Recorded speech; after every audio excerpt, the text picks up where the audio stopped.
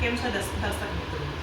આજે આપણે શું ખાવું જોઈએ અને શું ન ખાવું જોઈએ તે વિશે આજે આપણે બાળકોને આ TLM દ્વારા સમજાવીશું અને શીખવાડીશું કે કઈ વસ્તુ આપણે ખાવી જોઈએ અને કઈ વસ્તુ આપણે ન ખાવી જોઈએ. ચાલો આ એક કાર્ડ ઉપાડો. આ શું છે? દાળ ભાત. દાળ ભાત આપણે ખાવા જોઈએ કે ન ખાવા જોઈએ? ખાવા જોઈએ. તો જે આપણે ખાવાનું છે તે કાર્ડ આપણે આ ખલરાની નિશાનીવાળા બોક્સમાં નાખવાનું છે અને જે આપણે નથી ખાવાનું તે આપણે આ ખોટાની નિશાનીવાળા બોક્સમાં નાખવાનું છે. તો ચાલો આપણે દાળ ભાત ખાવાના છે તો કયા બોક્સમાં નાખીશું? ખરાવાળા બોક્સમાં. ચાલો ઉપાડો કાર્ડ. આ શું છે? પાસ્તા. તો પાસ્તા આપણે ખવાય કે ના ખવાય? ના. તો કયા બોક્સમાં નાખીશું? ખોટાવાળા બોક્સમાં. આ કયો કાર્ડ છે? ટામેટી. તો ટામેટી ખાવી જોઈએ કે ન ખાવી જોઈએ? ખાવી જોઈએ. તો કયા બોક્સમાં નાખીશું આપણે? ખરાવાળા બોક્સમાં. આ સારું ચિત્ર છે મેગીનું. તો મેગી ખાવી જોઈએ કે ન ખાવી જોઈએ? ના ખાવી જોઈએ. તો કયા બોક્સમાં નાખીશું આપણે? ખોટાવાળા બોક્સ.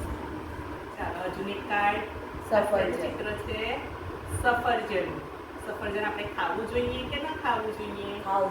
ખાવું જોઈએ. તો કયા બોક્સમાં નાખીશું? ખરાવાળા બોક્સની અંદર. ચાલો આ શેનો કાર્ડ છે? બર્ગર. તો બર્ગર આપણે ખાવાનું કે નહીં ખાવાનું? ના, નહીં ખાવાનું. તો આપણે કયા બોક્સમાં નાખીશું? ખોટાવાળા બોક્સ. આ શેનું ચિત્ર છે? દૂધનું. તો દૂધ આપણે પીવું જોઈએ કે ન પીવું જોઈએ? પીવું જોઈએ. તો આપણે કયા બોક્સમાં નાખીશું? ખરાવાળા બોક્સ. ચાલો આ શેનું ચિત્ર છે? વેફર્સનું. તો વેફર્સ ખાવાના કે નહીં ખાવાના? ના, નહીં ખાવાના. ચાલો તો કયા બોક્સમાં નાખીશું? ખોટાવાળા બોક્સની અંદર. આ શેનું ચિત્ર છે? કુરકુરેનું. કુરકુરે ખાવાના કે નહીં ખાવાના? નહીં ખાવાના. તો કયા બોક્સમાં નાખીશું એને? ખોટાવાળા બોક્સમાં.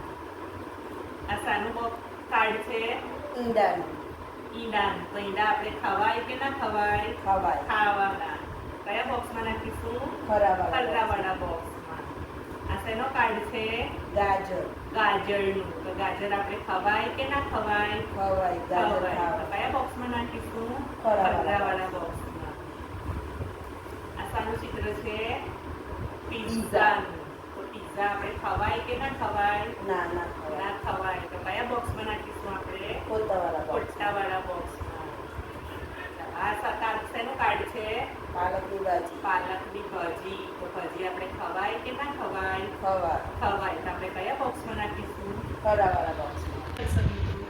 આવી રીતે આપણે બાળકોને શું ખાવું જોઈએ અને શું ન ખાવું જોઈએ તે આપણે આ TLM દ્વારા સરળતાથી બાળકોને શીખવાડી શકીએ, જેથી એ સરળતાથી શીખી જાય કે કઈ વસ્તુ આપણે ખાવી જોઈએ અને કઈ વસ્તુ આપણે ન ખાવી જોઈએ અને કઈ વસ્તુ આપણને હાનિકારક છે, કઈ વસ્તુ આપણા માટે ઉપયોગી છે આપણા શરીર